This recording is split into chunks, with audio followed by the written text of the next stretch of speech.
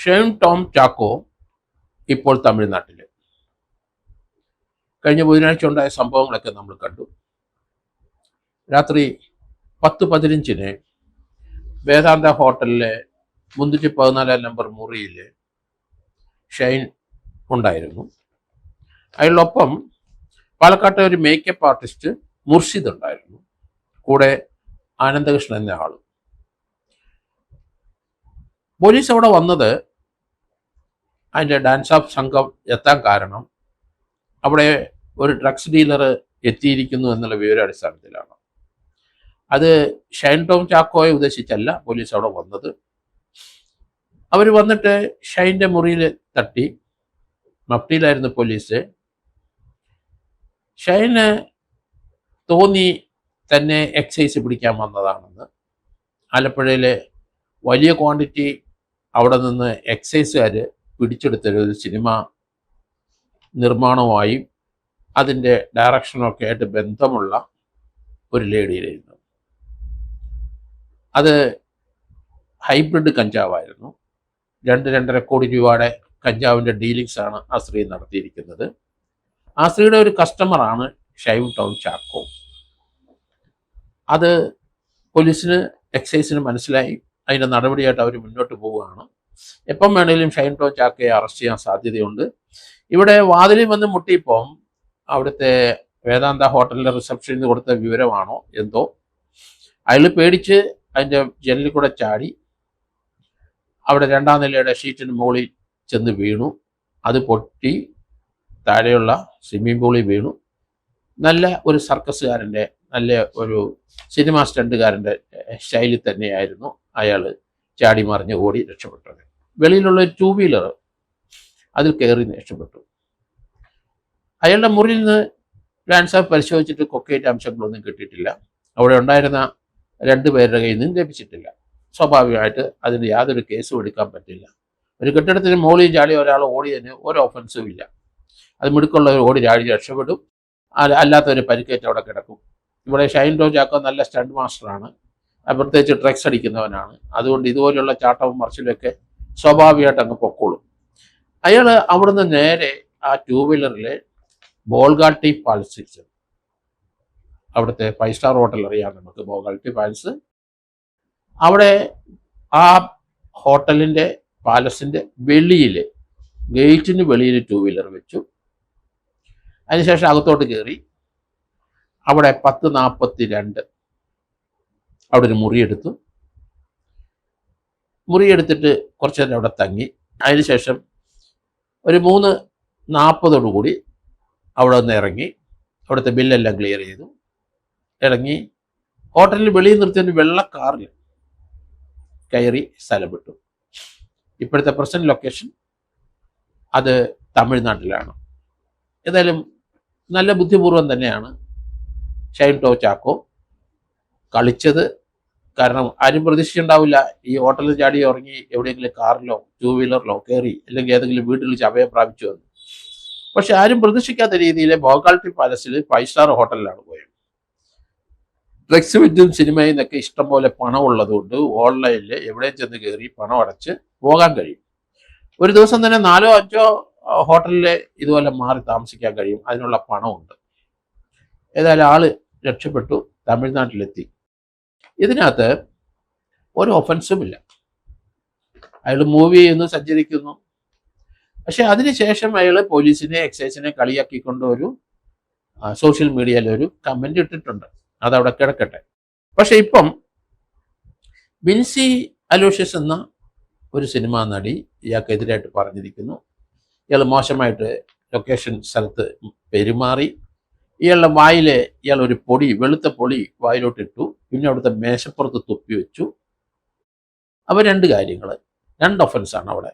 ഒന്ന്, ആ പെൺകുട്ടി അവമാനിച്ചതിനും അത് IPC 354A, 354B, 354C, 354D പ്രകാരം പോലീസിന് കേസെടുക്കാം പരാതി ഉണ്ടെങ്കിൽ.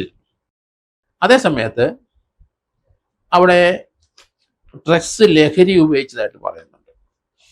അതിനും എവിഡൻസ് ആ കുട്ടിയുടെ സ്റ്റേറ്റ്മെൻറ്റിലുണ്ട്.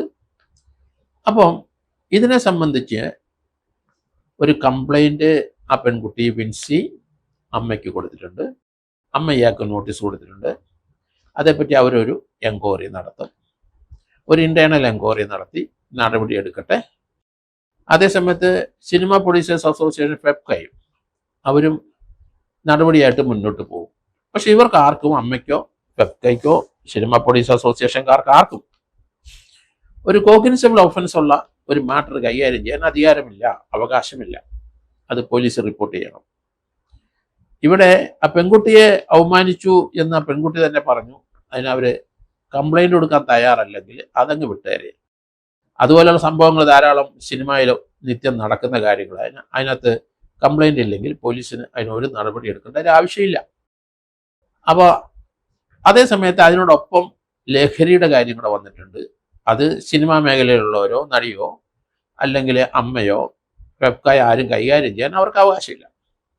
അത് പോലീസാണ് കൈകാര്യം ചെയ്യേണ്ടത്. ഇതൊരു കോഗ്നിസബിൾ ഒഫൻസ് ആണ്, സംശയമില്ല. സ്ത്രീക്ക് പരാതിയില്ലാതെ അങ്ങ് വിട്ടുകളയാം. 374 പോലുള്ള IPC ഒഫൻസ് നമുക്കങ്ങ് വിട്ടുകളയാം. സൂത്രവാക്യം എന്ന ഒരു സിനിമയുടെ ലൊക്കേഷനാണ് ഈ സംഭവം ഉണ്ടായത്. അപ്പോൾ ആ ലൊക്കേഷൻ എവിടാണെന്ന് കണ്ടുപിടിച്ചിട്ട് അവിടുത്തെ SHO ആ 2 കേസ്, ഇവരെ അവമാനിച്ചതിനും കൊക്കൈൻ വായിലിട്ടതിനും 2 കേസ് എടുക്കണം. അല്ലെങ്കിൽ ഒരു കേസിനകത്ത് 2 ഒഫൻസ് വരും. അവർക്ക് പരാതിയില്ല, അതങ്ങ് വിട്ടേരെ. കൊക്കൈൻ്റെ കാര്യം പോലീസ് മുന്നോട്ട് കൊണ്ടുപോകണം. അതിന് സോമോട്ടോ കേസ് എടുക്കണം. അത് നടപടിയായിട്ട് മുന്നോട്ട് പോകണം. ഇയാളെ മലയാള സിനിമയിൽ നിന്ന് ഔട്ടാക്കിയേ പറ്റുള്ളൂ. അതിപ്പോൾ അമ്മ ചെയ്യുമെന്ന് സംശയമുണ്ട്, പ്രൊഡ്യൂസേഴ്സ് അസോസിയേഷൻ ചെയ്യുമെന്ന് സംശയമുണ്ട്. കാരണം നമുക്കറിയാമല്ലോ, സിനിമാ മേഖലയിലുള്ള പ്രശ്നത്തിന് കമ്മീഷൻ വന്ന് അതിൻ്റെ അവസ്ഥയൊക്കെ നമുക്കറിയാം. പലരും കാലുവാരിക്കൊണ്ടോടി. ചില നടന്മാർക്കെതിരായിട്ട് കേസെടുത്തു. അത് ആ മേഖലയിൽ ഇങ്ങനെയുള്ള പ്രവർത്തനം ധാരാളം നടക്കുന്നതാണ്. അതിനൊക്കെ പരാതി ഇല്ലെങ്കിൽ അതിന് നടപടി എടുക്കേണ്ട ഒരു ആവശ്യമില്ല. അത് ഈ മേഖലയിലുള്ളത് തന്നെ. അതുകൊണ്ട് അതിൻ്റെ പുറകെ പോലീസ് പോകേണ്ട ഒരു ആവശ്യമില്ല. പക്ഷെ ഇവിടെ കൊക്കൈൻ ഉപയോഗിച്ചു എന്ന് ആ പെൺകുട്ടി പറഞ്ഞിരിക്കുന്നു. അതിന് പോലീസിന് പുറകെ പോയേ പറ്റുള്ളൂ, കേസെടുത്തേ പറ്റുള്ളൂ. അത് കൈകാര്യം ചെയ്യാൻ അമ്മയ്ക്കോ അല്ലെ ഫെപ്കയ്ക്കോ ഒന്നും അവകാശമില്ല. ഇയാള് ബൊഗാട്ടി പാലസിൽ നിന്ന് വെളിയിൽ ഇറങ്ങി നടന്ന് ചെന്നിട്ട് ഒരു വെള്ള അംബാസഡർ കാറിലാണ്, വൈറ്റ് കാറിലാണ് പോയത്. അതിൻ്റെ നമ്പർ വ്യക്തതയില്ല, ആരുടെ വണ്ടിയെന്ന് അറിയത്തില്ല. ഇയാളുടെ വണ്ടി തന്നെയായിരിക്കാം, 2 വീലർ ഇയാളുടെ തന്നെയായിരിക്കാം. കാരണം ഇഷ്ടംപോലെ പണം കയ്യിലുണ്ട്.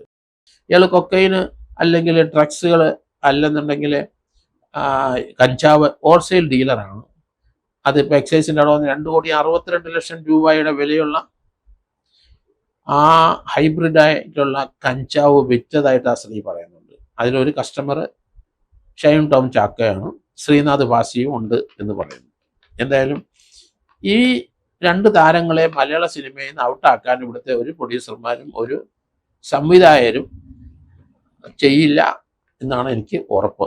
കാരണം ഇവരുടെ ഒരു സിനിമ നിർമ്മിക്കുന്ന മോഹവുമായിട്ട് പലരും ഡയറക്റ്റ് ചെയ്യാനും പ്രൊഡ്യൂസ് ചെയ്യാനും നടക്കുന്നവർക്ക് ആവശ്യമായ പൈസ ഇല്ലാതെ വരുമ്പോൾ ഇതുപോലുള്ളവരെ അപ്രോച്ച് ചെയ്ത് കഴിഞ്ഞാൽ അവർ കുറച്ച് പണം മുടക്കും, അവർ അഭിനയിക്കുകയും ചെയ്യും. അതുകൊണ്ട് ഇവരെ മാറ്റി നിർത്താൻ കഴിയില്ല. അങ്ങനെയാണ് പലരും ഇതിനകത്ത് വന്ന് ചാടുന്നത്. അതുകൊണ്ട് അങ്ങനെ വരുന്ന സിനിമാ പ്രൊഡ്യൂസർമാരും ഡയറക്ടർമാരും ഇവരെ ശ്രീനാഥ് വാസി ഇയാളെ ബുക്ക് ചെയ്തിട്ടുണ്ടെങ്കിൽ അവരുടെ കോൺട്രിബ്യൂഷൻ അവരുടെ പ്രൊഡക്ഷനിലുണ്ട് എന്നുള്ള കാര്യത്തിൽ യാതൊരു സംശയമില്ല. അത് തന്നെയല്ല, ഇവരെ കളയാനും പറ്റില്ല. ഇവർ 2 പേരും നന്നായിട്ട് അഭിനയിക്കുന്ന ആൾക്കാരാണെന്ന് നമുക്കറിയാം. അതുകൊണ്ട് ഷാർവാലിയൊക്കെ അല്പസ്വല്പം ഉണ്ട്. ഈ ഒരു സംഭവത്തോടു കൂടി അയാൾ ഇവിടുന്ന് മുങ്ങി. പോലീസ് ഇനി ചെയ്യേണ്ടത്, പുതിയ കേസൊന്നും പോലീസിന് എടുക്കാൻ കഴിയില്ല. എക്സൈസിൻ്റെ കേസ് അത് പോലീസ് ഡിപ്പാർട്ട്മെൻറ്റ് ട്രാൻസ്ഫർ ചെയ്യാൻ DGPക്ക് ഒരു റിക്വസ്റ്റ് കൊടുക്കാം, ട്രാൻസ്ഫർ ചെയ്യാം. അതുപോലെ തന്നെ ഇയാളെ അക്വിറ്റ് ചെയ്ത കേസുണ്ട്, 2015 കേസ്. ആ കേസ് അതിൻ്റെ അറ്റസ്റ്റഡ് കോപ്പി എടുത്തിട്ട് അടിയന്തരമായിട്ട് അതിന് അപ്പീല് ഹൈക്കോടതി കൊടുക്കണം. അതാണ് എറണാകുളം സിറ്റി പോലീസ് കമ്മീഷണർ ചെയ്യേണ്ടത്. അത് ഇത്രയും ദിവസമായിട്ട് അപ്പീൽ കൊടുത്തിട്ടില്ല എന്നാണ് മനസ്സിലാക്കുന്നത്. ഇല്ലെങ്കിൽ അടിയന്തരമായിട്ട് അതിൻ്റെ അപ്പീൽ കൊടുത്ത് കോടതി പരിശോധിക്കട്ടെ. ഹൈക്കോടതിയിൽ ആവശ്യമായ എവിഡൻസസ് ഉണ്ട് അതിനകത്ത്. പിന്നെ ഒരു ഗസറ്റർ ഓഫീസറിൻ്റെ ഒറ്റ പ്രശ്നം മാത്രമേ ഉള്ളൂ. ഗസറ്റർ ഓഫീസറിന് സാന്നിധ്യമുണ്ട്, പക്ഷെ ഫീമെയിൽ അല്ല എന്ന് മാത്രമേ ഉള്ളൂ. അത് ടെക്നിക്കലായിട്ടുള്ള ഒരു സംഭവമാണ്. അതുകൊണ്ട് അത് മാൻഡേറ്ററി അല്ല എന്നാണ് ഞാൻ കരുതുന്നത്. ഏതായാലും ഹൈക്കോടതിയിൽ അപ്പീൽ കൊടുത്തിട്ട് ഇയാളെക്കെതിരായിട്ടുള്ള ആ കേസിനകത്ത് ശിക്ഷിപ്പിക്കണം. അത് തന്നെയല്ല, മലയാള സിനിമയിൽ നിന്ന് ഇയാളെ പുറത്താക്കണം. ആക്കിയില്ലെങ്കിൽ ഇയാളുടെ നിയോഗിക്കുന്ന പ്രൊഡ്യൂസറെയും ഡയറക്ടറും കൂടെ പ്രതി ചേർത്ത്, കാരണം കൊക്കൈൻ ഉപയോഗിക്കുന്ന ആളെ അവർ പ്രൊമോട്ട് ചെയ്യുകയാണ്. കൊക്കൈൻ ഉപയോഗിക്കുന്ന ആൾ സിനിമ ലൊക്കേഷനിൽ നിന്ന് അത് കഴിക്കുകയാണ്, മറ്റുള്ളവർക്ക് കൊടുക്കുകയാണ്. അതുകൊണ്ട് അതിനെ സഹായിയായി നിൽക്കുന്ന ഡയറക്ടറെയും അതിൻ്റെ പ്രൊഡ്യൂസറെയും കൂടെ ഷൈൻ ടോം ചാക്കോയുടെ കൂടെ പ്രതിയാക്കി വേണം ഇനി ചാർജ് ഷീറ്റ് കൊടുക്കാൻ.